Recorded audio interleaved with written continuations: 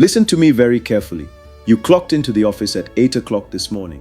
By 8:30, you minimized your work tabs and opened YouTube. You spent the next 3 hours using company Wi-Fi to download movies and run your personal side hustle. The moment you heard your manager's footsteps, you quickly switched back to Excel and started typing aggressively. In Nigeria, we call this eye service. You think you are a genius. You boast to your friends that your salary is just your transport fare, while you use the company's time and resources to build your own empire. But let me tell you the brutal truth. You are not a genius. You are a thief. You are stealing time, and in the process, you are sabotaging the very future you are trying to build. We need to call out this massive lie that is keeping millions of Nigerian professionals stagnant. The lie that if your employer does not pay you enough, you have the right to reduce your effort, cut corners, and perform only when the boss is watching.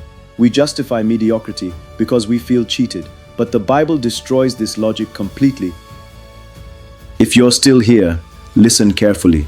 Out of millions of videos online, you found this one. That's not a coincidence. It simply means your spirit is finally ready for real change. This is your golden moment to make a life-changing decision. Practice the PPA Framework. Pray for God's wisdom, plan your strategy, act with discipline. My commitment to you: follow this framework, do the actual work, and you will see results. No prosperity gospel lies, no manifestation magic, no overnight success, just a real strategy that works in Nigeria. Drop your biggest challenge in the comments right now. I'll reply with my honest thoughts on it, not motivational fluff. You're not alone. I'm willing to walk this journey with you, but you must show up and do the work. Subscribe for Monday, Wednesday, and Friday uploads. Pray, plan, and act. We move. In Colossians chapter 3, verse 22, it says, "Obey your earthly masters in everything, and do it, not only when their eye is on you and to curry their favor, but with sincerity of heart and reverence for the Lord." Did you catch that? Your work ethic should never be tied to who is watching in the office. It is tied to your reverence for God. Now let us be completely honest about our environment. We live in a country where the system is brutally unfair to the average worker. I know that inflation has turned your salary into pocket money.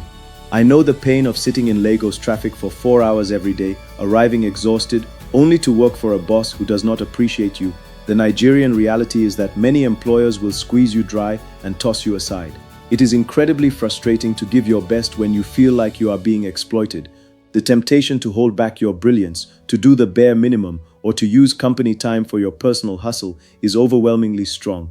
But let me deliver the tough love that will actually elevate your career. Complaining about your boss will not make you a leader. Cheating your employer does not hurt them nearly as much as it hurts you.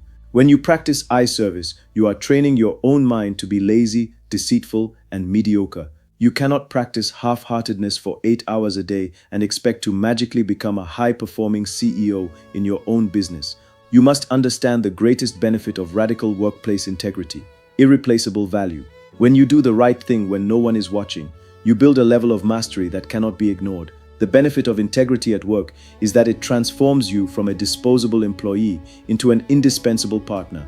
When you treat another man's business with absolute excellence and honesty, you attract the kind of favor that promotions cannot even quantify.